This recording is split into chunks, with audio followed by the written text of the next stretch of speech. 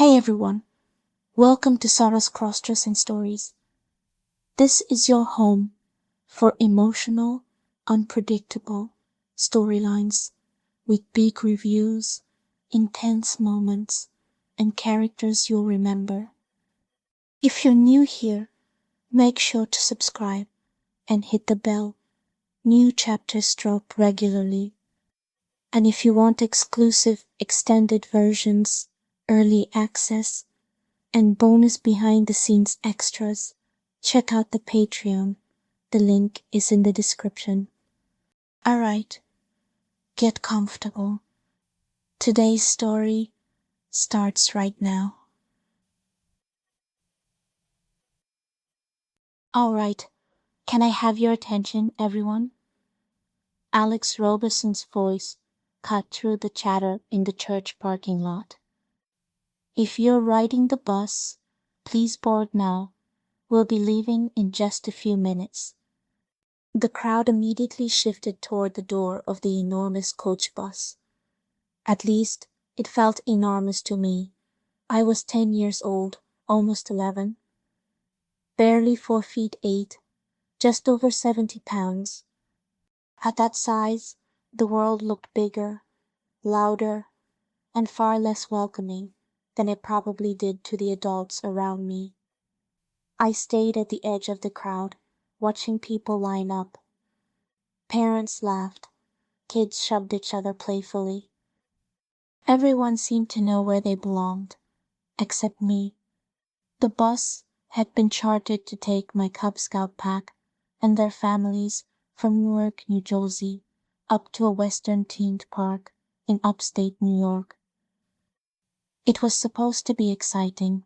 Cowboys, Indians, Dodge City, spring of 1966, but excitement was the last thing I felt. I had been a Cub Scout for less than a week. I didn't know any of the other boys well enough to call them friends. None went to my school. None lived near me. Even the adults were strangers. My family wasn't on the bus. Like a few others who had decided late, they were driving separately.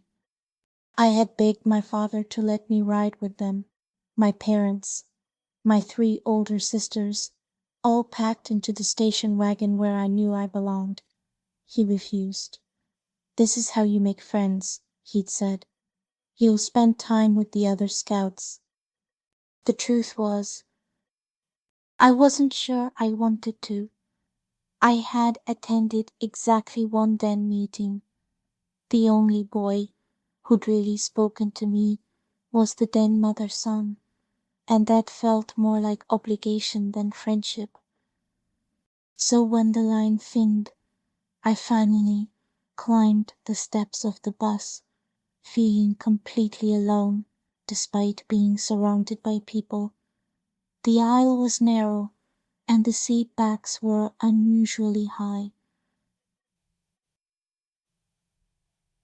Unlike school buses, I couldn't see who was sitting where until I reached each row.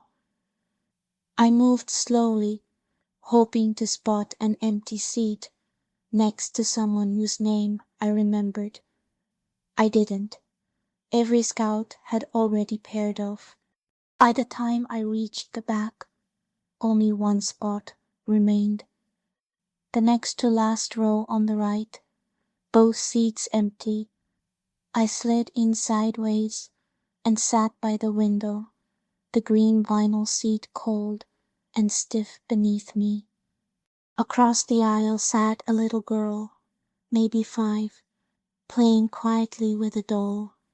An elderly woman beside her had her eyes closed, as if asleep. I stared out the window.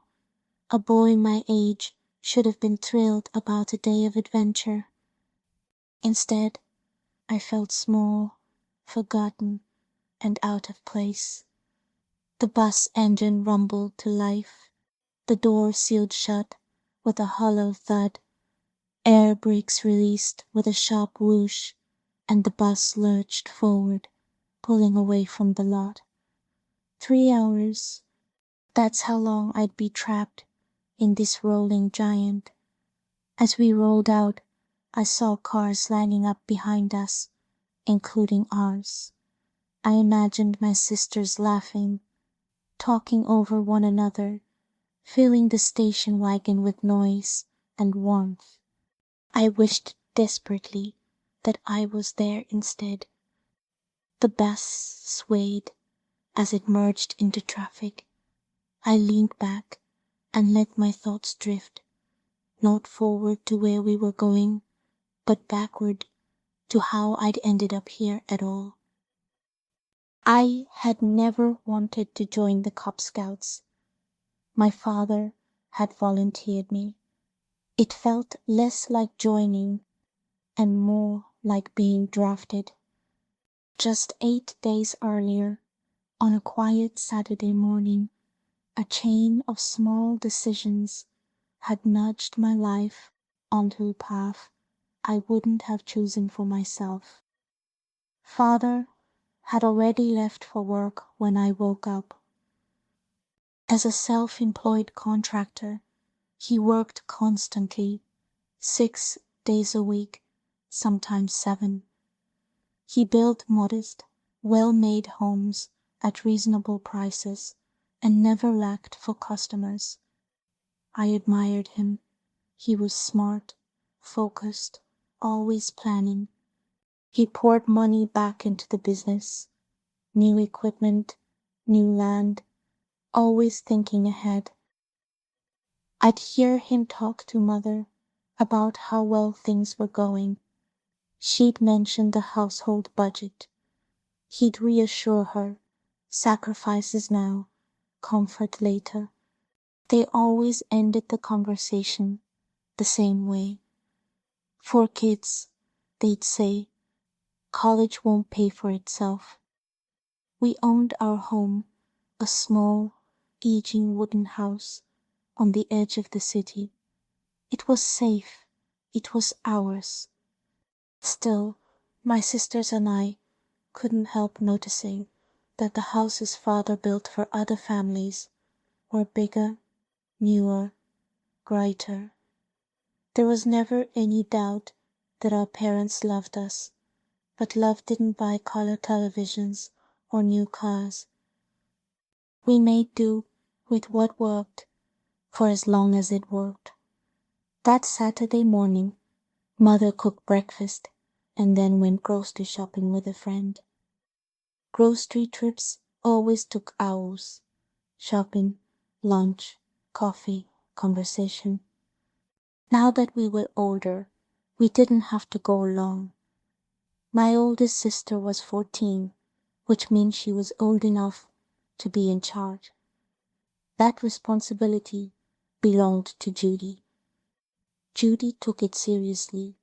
We called her Miss Bossy when she wasn't listening, but she was fair. She explained her decisions. She didn't order us around without reason.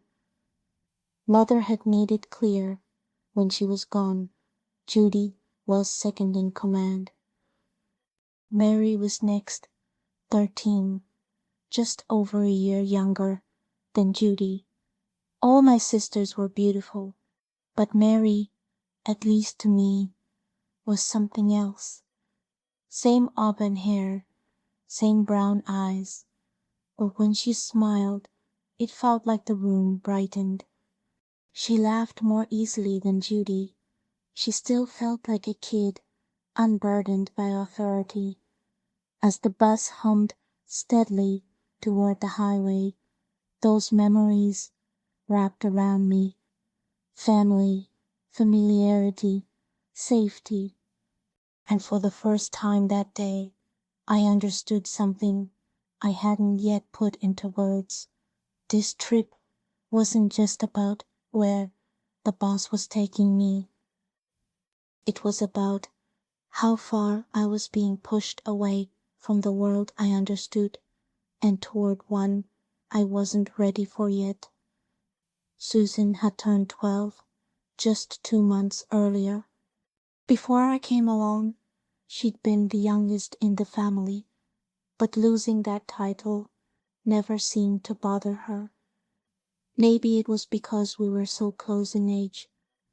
While Judy and Mary drifted toward interests that matched their teenage years, Susan and I naturally ended up together, filling the long afternoons with games, arguments, and shared mischief. Susan was the family prankster. That was her reputation, and she earned it. More than once, a carefully planned accident would unfold around me, and somehow I'd be the one answering questions while Susan stood nearby with an expression so innocent it should have been framed and hung on a wall. I learned early that proximity to Susan often meant trouble, even if I hadn't caused it. Physically, I didn't look very different from my sisters, at least not in the face. Anyone could tell we were related. We shared the same bone structure, the same expressions, but while they took after father in hair and eye color, I took after mother. My hair was light, almost golden, and my eyes were blue. When I was very young, my hair was so pale and so short that in black and white photographs it looked like I didn't have any at all. I hated that. I remember wishing it were darker, like my sister's. Mother must have noticed. When I was sent for haircuts, she told the barber to leave it as long as was acceptable for a boy my age. He followed those instructions literally, only trimming when necessary, letting it grow until it reached the edge of what people considered normal. By the mid-1960s, that edge had moved. Thanks to changing styles and a certain British band everyone talked about, longer hair wasn't unusual anymore. My hair reached my neck, then my shoulders.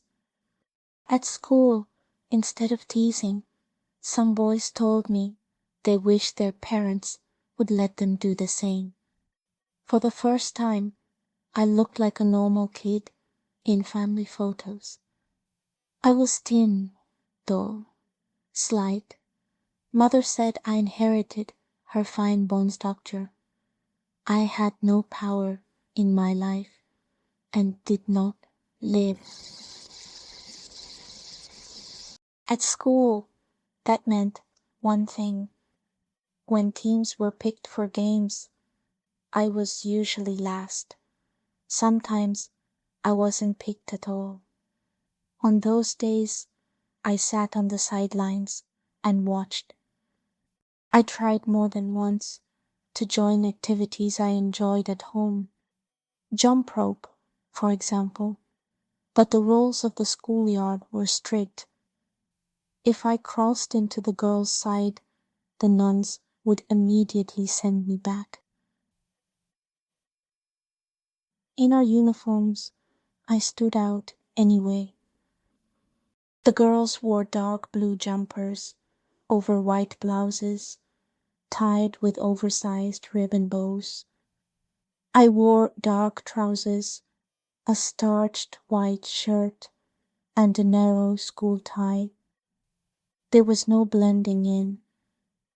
Still, when the adults weren't looking, the girls, sometimes even my sisters, would wave me over. Those moments never lasted long. That Saturday morning, with mother gone shopping, my sisters cleaned up the kitchen after breakfast. As usual, I was handed a small chore, taking out the trash, before being dismissed. Once finished, I went upstairs to my room. Books were my refuge. I had a small library for a kid my age, and I used it whenever boredom or discomfort crept in. I read constantly, so much that my vocabulary often surprised adults. I had just settled into a familiar novel when I heard voices downstairs. I marked my place and went to investigate. Our neighbors, Gina and Maria Marcotti had come over. They were close friends of my sister's and went to the same school. A Monopoly board was already spread across the coffee table, pieces neatly arranged. I asked if I could play. They made room. I sat between Mary and Gina. Gina was Judy's age, 14. Maria was 12, like Susan. The game started easily enough. Dice clacking against cardboard, money changing hands. I played aggressively, buying everything I landed on. My sisters favored strategy. I favored disruption. When I managed to acquire both Boardwalk and Park Place, I felt unstoppable. Mortgaging everything else, I built hotels. Mary shook her head. "You're going to regret that," she said. "You have no cash." She was right, almost. On her next turn, she drew a card that sent her directly to Boardwalk. That ended her game. I smiled. Maybe I even gloated. That was my mistake. What followed wasn't cruelty, it was chaos. Laughter. Noise. Too many people moving at once. In seconds, the game was forgotten and I was overwhelmed, caught in a moment that spun far faster than I could react. Then, suddenly, it stopped. The room went quiet. Confusion replaced laughter. Judy stepped in immediately, her voice calm but firm. "All right, that's enough." I sat there, embarrassed, my face burning. I didn't fully understand what had happened, only that I wanted the moment to end and disappear. Judy handled it the way she always did, decisively, practically, without drama. Susan was sent upstairs to fetch something I needed, and the rest of the girls looked away, suddenly serious. Judy crouched beside me and spoke softly. "It's okay," she said. "Nobody's upset, but next time, let's keep things calmer, all right?" I nodded, unable to meet anyone's eyes. The game was over. The afternoon moved on, but the feeling stayed with me, the sharp awareness of how quickly things could slip out of control, how small I felt when attention turned the wrong way. It was another quiet lesson, one I didn't yet know how to explain, but one I would remember. Susan came back into the room, carrying what she'd retrieved from upstairs. Judy glanced at it once and sighed. "Susan," she said evenly, "I asked you to bring David some clothes, not something from my drawer." Susan didn't miss a beat. "You didn't say whose," she replied, already halfway to a grin. Judy shot her a look, the kind that meant this stops now. "Enough," she said. "That's not funny anymore." The room, which had been buzzing just moments earlier, quieted. I was still sitting on the floor, my head spinning, not from anything physical, but from the sheer speed at which the situation had spiraled away from me. Everyone seemed to be standing or sitting around me, making decisions, laughing, talking, while I struggled to understand how things had gone this far. "Let's reset," Judy said firmly. "Everyone back up." Gina shifted away immediately. Mary moved to my side, quieter now. Maria stepped back toward the couch. Susan hovered near the doorway, suddenly less confident. Judy knelt beside me. "Are you okay?" she asked, not joking, not teasing. I nodded, though I wasn't entirely sure what that meant. I just want my clothes back, I said. That ended it. No arguing, no laughter. The girls scattered, some to retrieve what they'd moved, others suddenly interested in anything else but the situation they'd helped create. Within a minute or two, things were back where they belonged.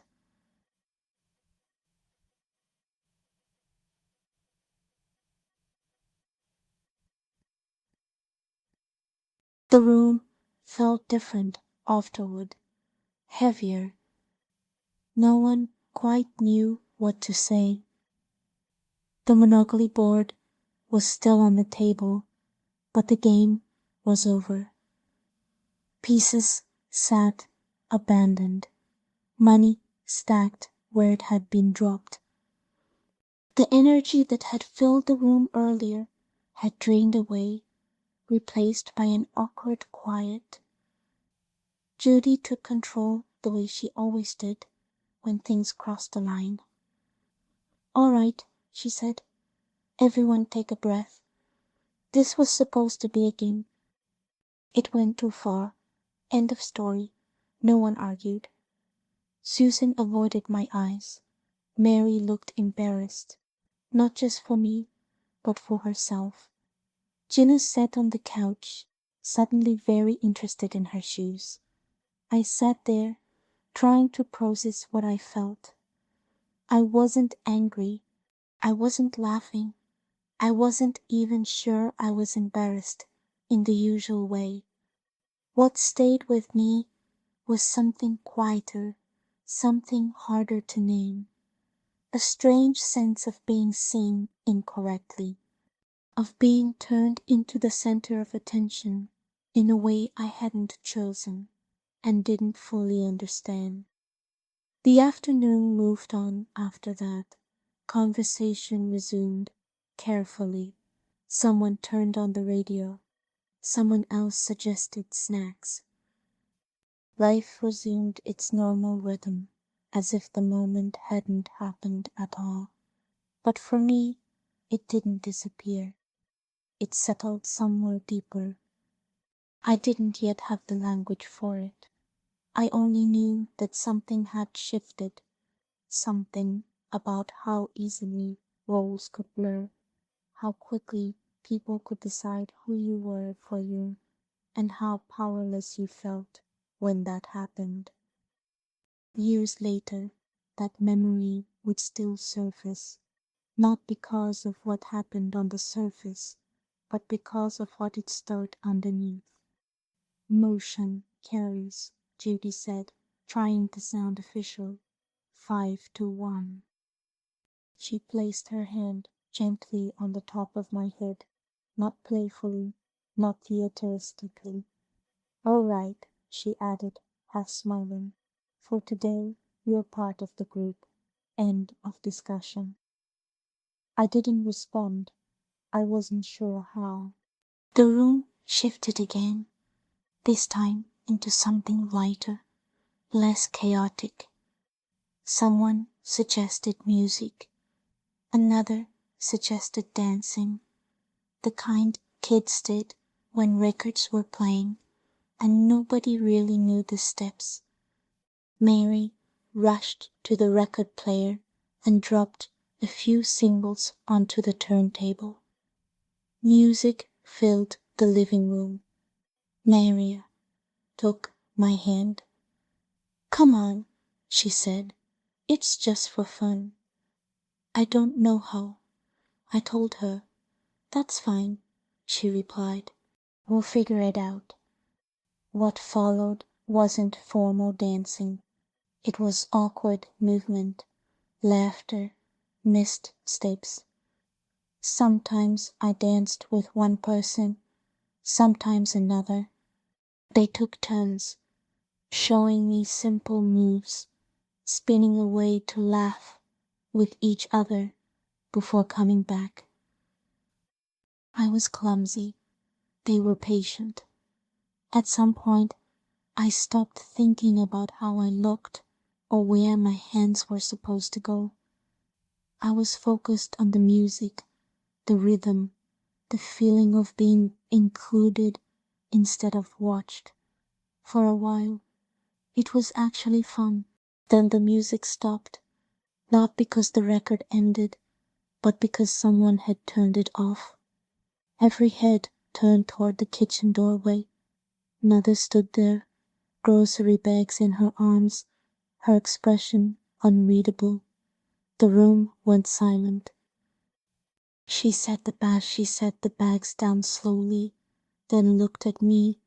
"David," she said, "what's going on?" I opened my mouth and nothing came out. Judy stepped forward immediately. "It got out of hand," she said. "We were playing around. It went too far." Mother didn't raise her voice. That was worse.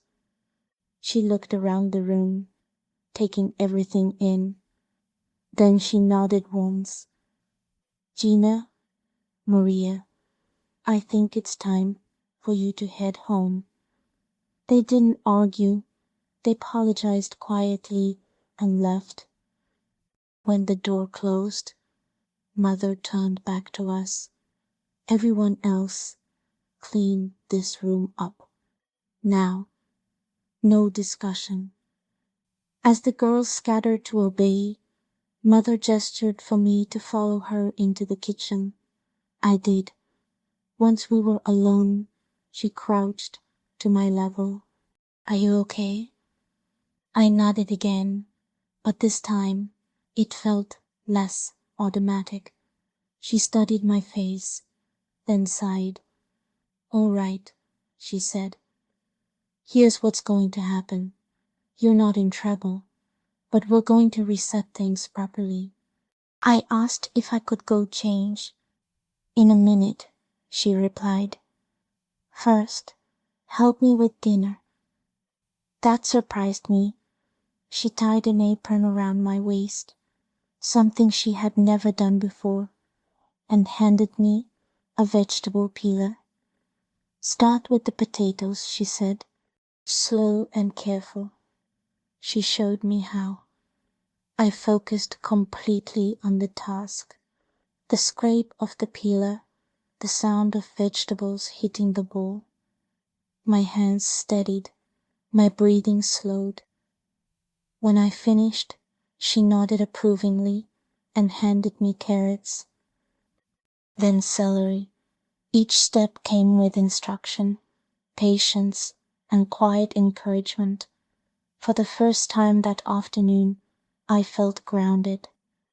Mother worked beside me, not talking much, but close enough that I knew I wasn't alone. Eventually, she took the bowl from my hands. "Good job," she said. "You helped." That mattered more than anything else that day. Later, as the kitchen filled with familiar smells and the tension finally drained away. The chaos had ended, but the questions hadn't. I didn't yet know how to explain what I felt, or why certain moments lingered longer than others. I only knew that something about that day stayed with me, not as excitement, not as fear, but as a quiet turning point. While I worked on the celery, Mother browned the meat and onions on the stove. She let me watch closely as she combined everything in the pot, explaining each step as she went, what went in first, why the heat mattered, how seasoning changed the flavor. She brought out the pressure cooker and explained how it worked, emphasizing safety and patience. "Your sisters already know this," she said. "I'm glad I can show you too. You never know when knowing how to cook might be useful." I nodded, listening carefully.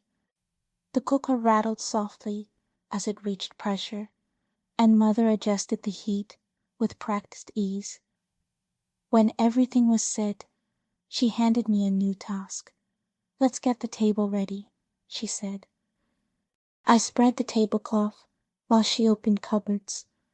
She handed me plates, and I arranged them the way I'd seen 100 times before.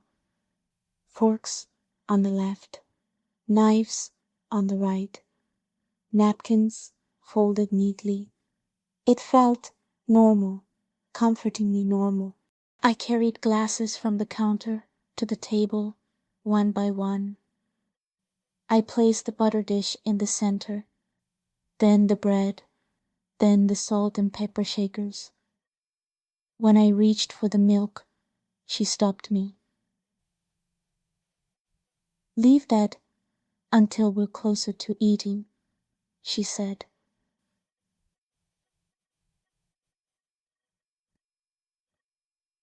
Cold stays cold.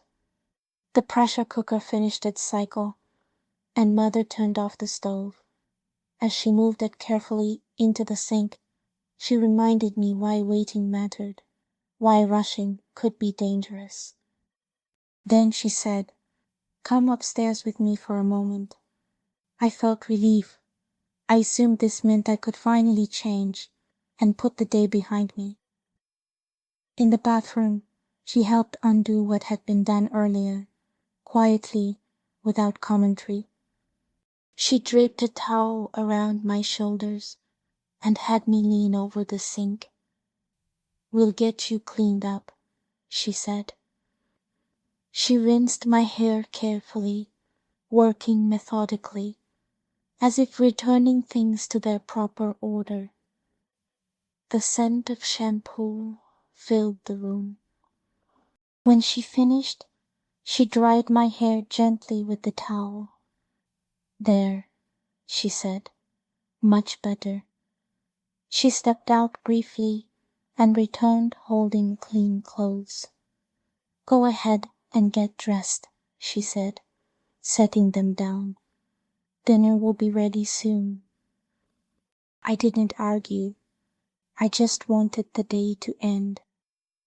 Back downstairs, the house smelled like stew, familiar, safe.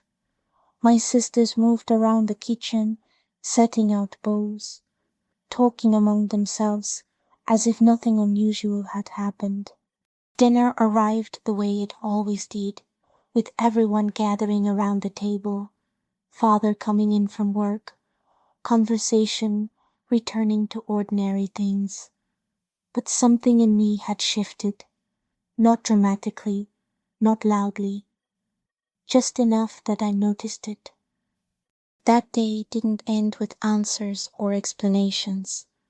It ended the way many childhood moments do, with adults deciding things were over, while the child quietly carried the confusion forward. I didn't yet have words for what I felt, only the sense that something important had happened, something I would understand much later. Back downstairs, Mother asked me to sit at the kitchen table. She draped a towel around my shoulders and began combing my hair, concentrating the way she always did when she was trying to fix something. She trimmed a few uneven strands, then paused, reconsidered, and put the scissors away. "That's enough for now," she said. She gathered her things and went back upstairs, returning moments later without comment. Whatever she had been planning, she seemed to think better of it. I sat quietly while she finished preparing dinner. The pressure cooker hissed softly as she explained, more to herself than to me, why patience mattered, why rushing food or people only caused problems later. When the stew was ready, she set it aside to rest and brought out the serving bowl. Just then, the front door opened. Father was home. Mother glanced at the clock and smiled. "Perfect timing," she said. She went to greet him, and I watched from the table as they exchanged their usual welcome. routine, familiar, practiced. Whatever tension father carried home from work seemed to ease almost immediately. "Hi, kids," he said as he entered the kitchen. "Hi, Daddy," we replied together. He pulled out his chair, then stopped. His eyes landed on me. He hesitated just for a moment, then looked at my sisters, then back at Mother. She met his gaze and gave a small, subtle shake of her head. That was all it took. Father cleared his throat, nodded once, and sat down. "That stew smells great," he said. "Let's eat." Dinner proceeded as if nothing unusual were happening. We said grace. Plates were passed. Bread and butter made their way around the table. Milk was poured. Father didn't say anything to me directly, but I noticed him glancing my way when he thought I wasn't paying attention. I kept my eyes on my plate. When he finished eating, he leaned back slightly. "That was excellent," he said. "Really excellent." Mother smiled. "Thank you," she added, carefully. "David helped in the kitchen today." Father nodded. "Good," he said. "That's good to hear." The conversation moved on. I listened more than I spoke, watching how easily the adults shifted back into normalcy, how a strange afternoon could be folded away without explanation or acknowledgement. As I sat there, I noticed something I hadn't before. Mother wasn't as passive as I'd always assumed. She rarely argued, rarely contradicted, but she guided the flow of things quietly, deciding what would be discussed, what would be ignored, and when a subject was simply closed. Father trusted her judgment, even when he didn't fully understand it. That realization stayed with me. The evening ended the way it always did. Dishes cleared, routines resumed, bedtime approaching. The house returned to its usual rhythm. But I didn't. That day left something behind. Not excitement, not fear, but awareness. An understanding that adults weren't always right, that authority didn't always mean clarity, and that sometimes silence was its own kind of decision.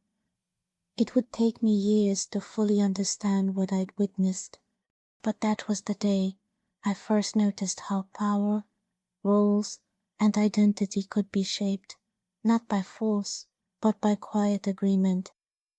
After dinner, Father excused himself and returned to the living room to read the evening paper. I finished eating and quietly asked Mother if I could be excused as well. She looked at me for a moment, then said, "Not yet. Everyone helps clean up." That surprised me. Until then, my role had always been simple: take out the trash, then disappear. The kitchen was never my responsibility. I glanced at my sisters, and they were already smiling, clearly aware that something new was being expected of me. "All right," Mother said calmly. "Let's get started." Judy took charge immediately, assigning tasks the way she always did. Plates were cleared, the sink was filled, the tablecloth was shaken out and taken downstairs to be cleaned. The rhythm of routine took over, and soon everyone was busy. Susan showed me how to wash dishes properly, slow, careful, deliberate. I listened closely, determined not to mess up. Mary swept the floor. Judy handled the counters. No one teased me. No one laughed. It was simply work. And for the first time, I felt oddly, included. As the dishes were finished and put away, I noticed my parents had gone upstairs. That usually meant a serious conversation. I assumed, hoped, that whatever had happened earlier was being addressed and that things would soon return to normal. I told myself that I wanted everything to go back the way it was, and yet part of me hesitated. When the kitchen was finally clean, we sat down at the table to rest. My sisters told me I'd done a good job, that the work had gone faster than usual. Judy hugged me. "You helped a lot today," she said. Mary and Susan echoed her, smiling warmly. For reasons I didn't fully understand, that made my chest tighten. It felt like something was ending. When Mother came back downstairs, she paused when she saw us sitting together. "What's going on?" she asked. Judy answered gently. "We were just talking." Mother nodded. "All right." She didn't elaborate. She didn't make announcements. She simply moved on, as if the day were winding down the way it always did. Father remained in the living room, the rustle of newspaper pages audible from the other side of the house. The evening settled into quiet. Later, as the house prepared for bedtime, I realized how emotionally exhausted I was. Not from physical activity, but from trying to understand what the day had meant. I knew, deep down, that things couldn't continue the way they had unfolded earlier. But I also knew something had changed, not externally, but inside me. I had felt seen. I felt included. I had felt, for once, not alone. That realization scared me more than anything else, because it meant that the loneliness I'd carried before had been real, and that this strange, confusing day had touched something vulnerable. Nothing more happened that night. No declarations, no decisions. Just the quiet understanding that childhood moments don't always end with clarity, only with memory, and that some memories take years to understand. That night, everything blurred. The house was quiet, but my mind wasn't. Voices overlapped in my memory, things said earlier in the day, moments replaying themselves out of order. I remember sitting alone for a while, not doing anything in particular, just trying to feel normal again. I was exhausted, not physically, emotionally, the kind of tiredness that comes from holding too many conflicting thoughts at once. At some point, the activity around me faded. Doors opened and closed. Footsteps moved down the hallway. The house returned to its usual rhythm, but I felt disconnected from it, like I was watching everything from a step behind. I remember looking at myself later, not in detail, not critically, but with confusion. I didn't feel like one thing or another. I just felt overwhelmed. That day had given me something I hadn't known I was missing: attention, inclusion, closeness. And now that it was slipping away, I didn't know how to process the loss of it. What frightened me wasn't what had happened. It was how strongly I remembered how it felt to belong. That realization stayed with me long after the house went quiet. Nothing else happened that night. No more decisions were made. No lines were crossed again. No future was declared.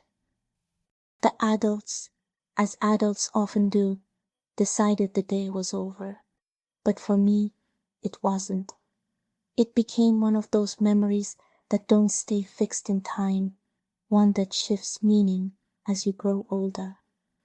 Something you revisit years later and finally understand wasn't about clothes or games or roles.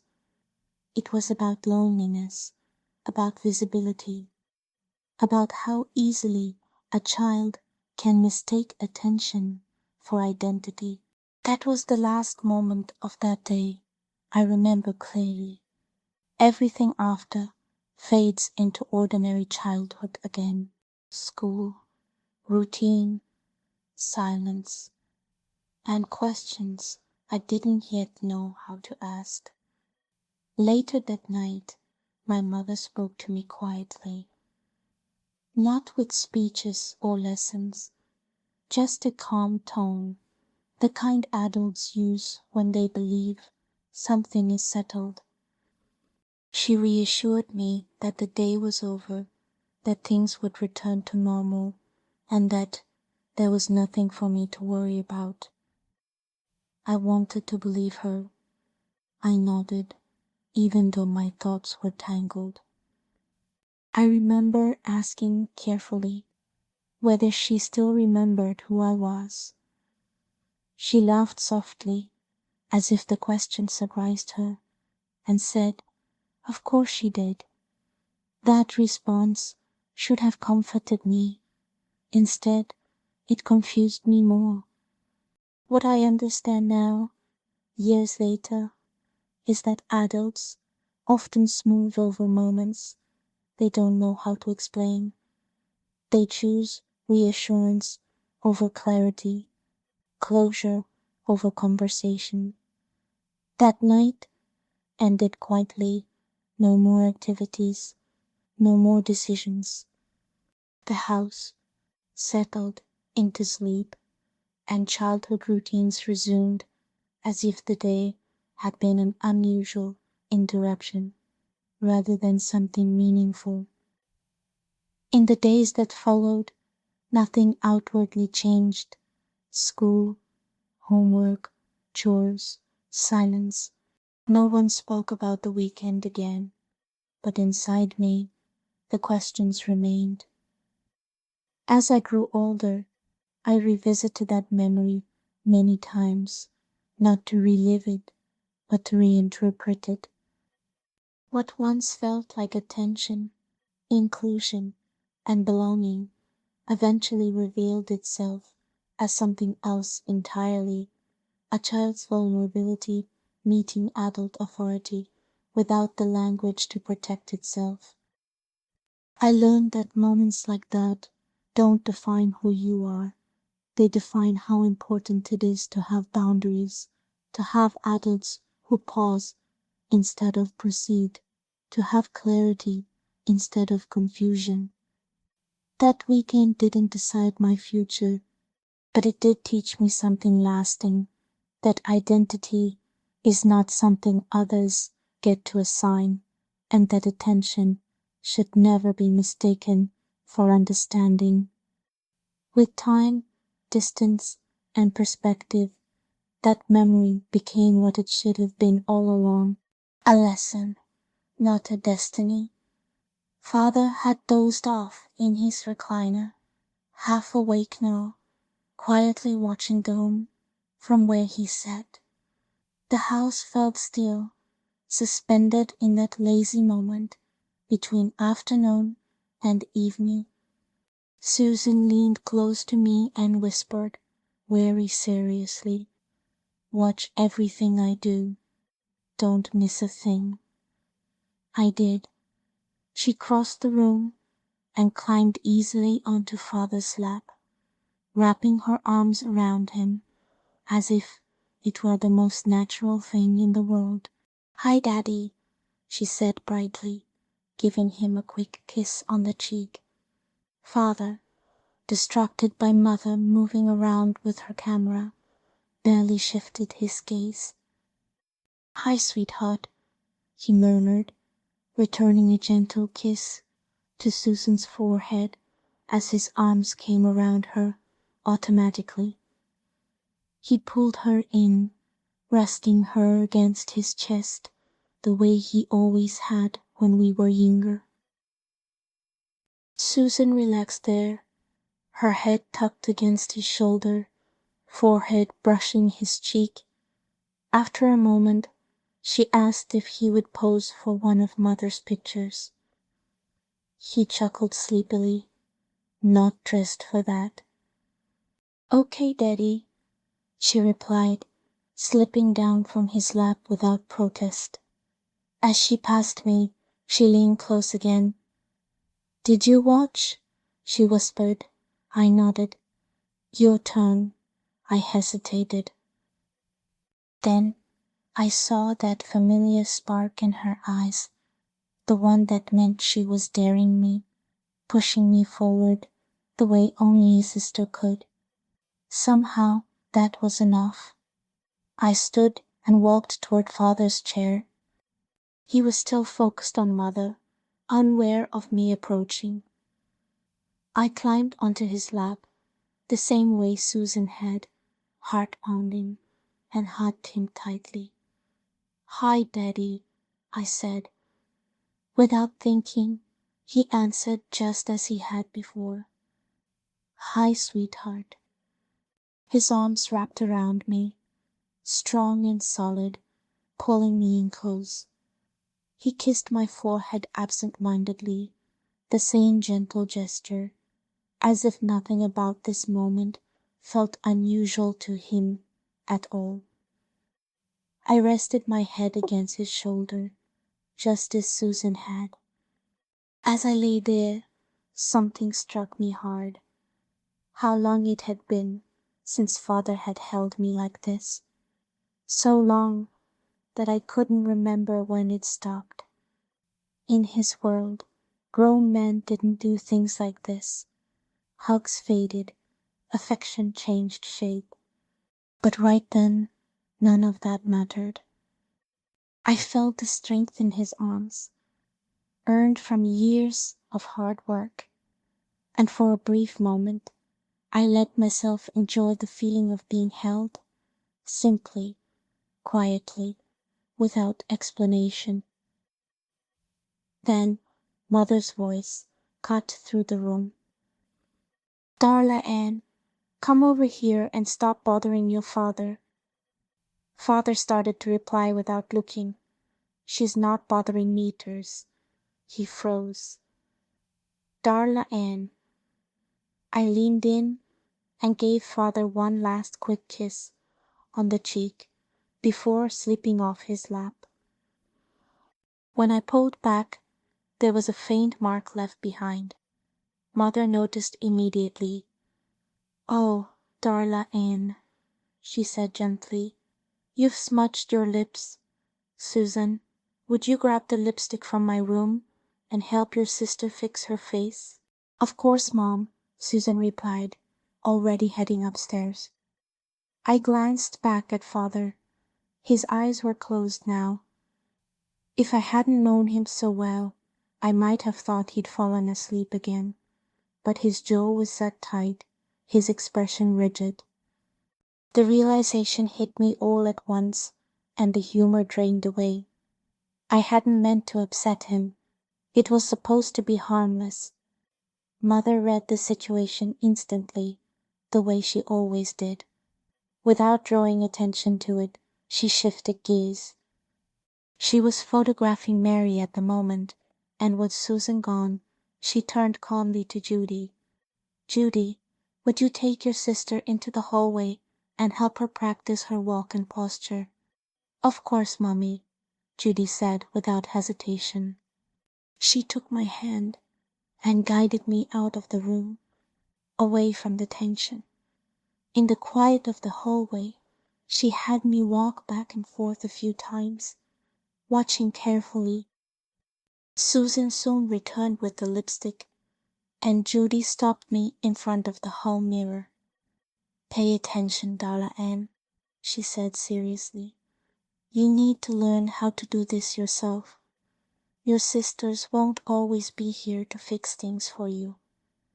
I watched closely as she demonstrated how to hold it steady, how to apply lightly, how to blot just enough. She handed me a tissue and nodded when she was satisfied. Susan leaned in, grinning, and wrapped me in a quick hug. In a whisper, barely louder than breath, she said, "That was incredible. I thought I was going to lose it when Daddy finally realized who he was holding." I smiled, but Judy immediately cut us off. "That wasn't kind," she said firmly. "You shouldn't have embarrassed him like that." She looked at Susan first, then at me. "Some jokes aren't meant for parents. As young women, we have to be careful not to undermine the respect in those relationships. Respect goes both ways, but once it's damaged, it can be very hard to restore." Susan rolled her eyes. "You sound exactly like Mom. This is the 1960s, not ancient history." Judy ignored her and turned back to me, all focus now. "All right, Darla Ann, let's continue." She watched me walk again, nodding thoughtfully. "You're doing much better than I expected, especially with the heels. But your arms are too far out, like you're trying to balance." She stepped closer and adjusted my posture. "Pull them in, relax your shoulders, step lightly. Let your weight roll forward instead of stamping." She demonstrated, then had me copy her. "Now try holding your hands together, no interlocking fingers. Just rest one hand over the other.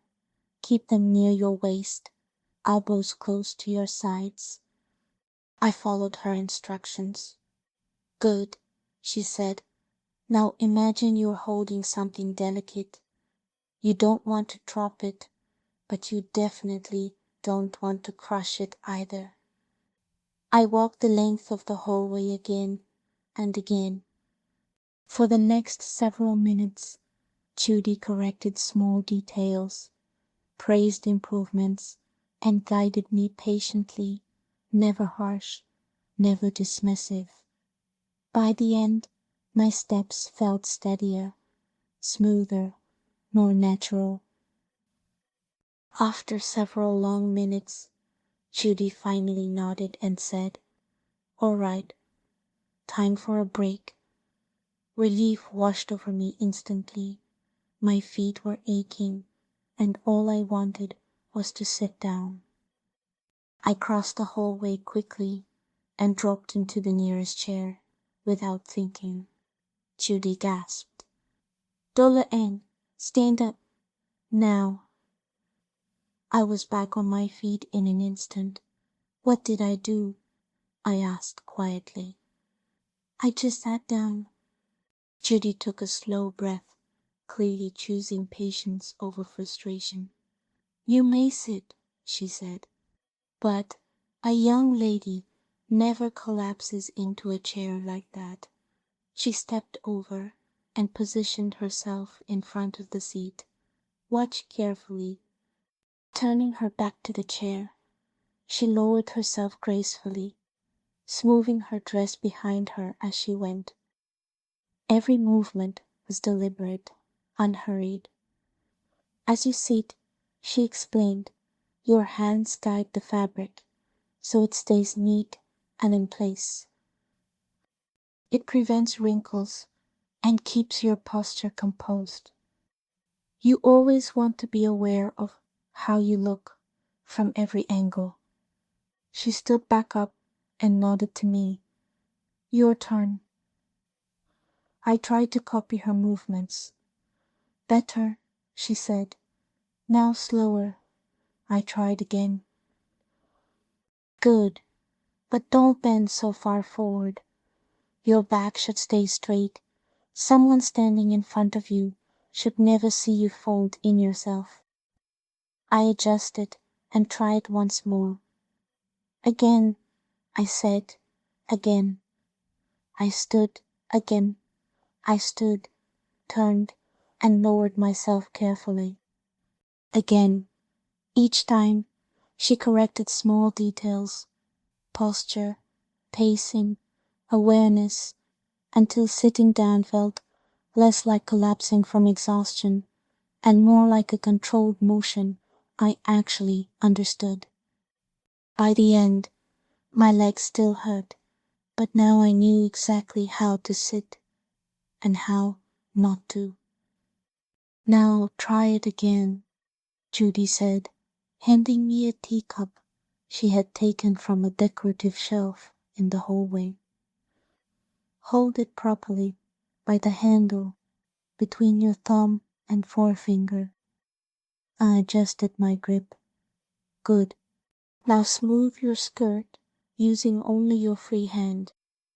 I attempted to sit. She stopped me immediately. If that cup had been full, you would have spilled everything. Again, I tried once more.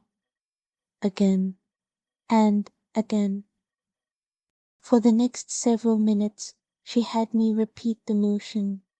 Stand, turn, lower myself, steady the cup, smooth the fabric, over and over, until my movements became slower, more controlled.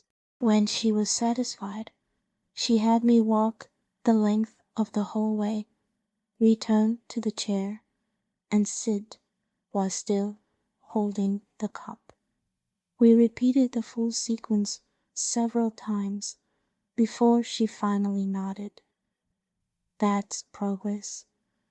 She returned the decorative cup to the shelf, then disappeared into the kitchen. When she came back, she carried a simple teacup, a small saucer, a little pitcher of water, and a dish towel. Now we make it harder. She placed the cup on the saucer and filled it halfway with water. Walk to the end of the hall. Come back. Sit. I did, carefully. Once seated, she lifted the cup and instructed me to pour the water from the saucer into the pitcher she held.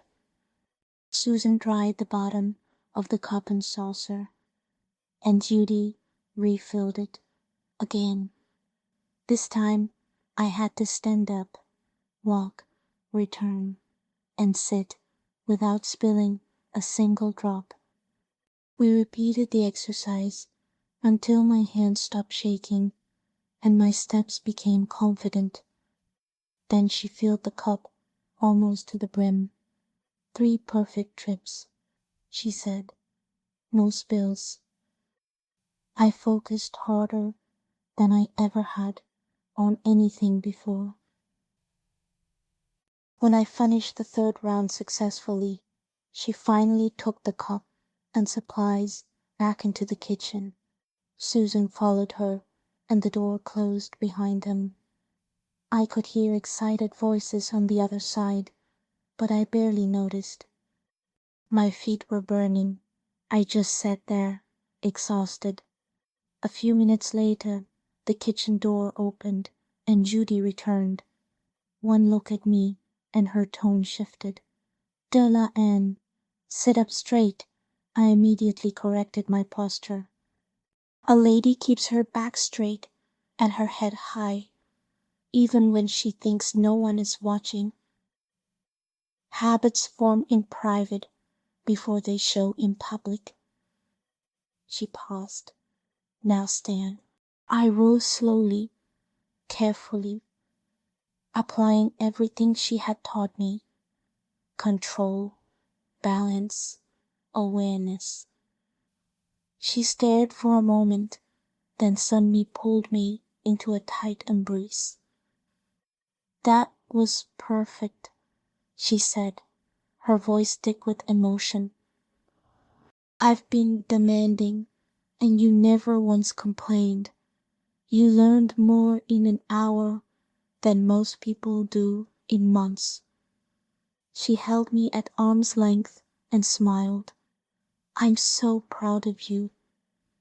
All the pain in my feet vanished in that instant.